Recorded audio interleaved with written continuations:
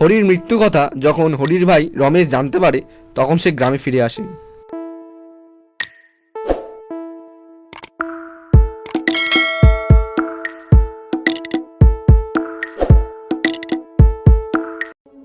আমি যাওয়ার সময় ভাবতে পারিনি যে কারোর মৃত্যুর পর আমাকে ফেরত আসতে হবে।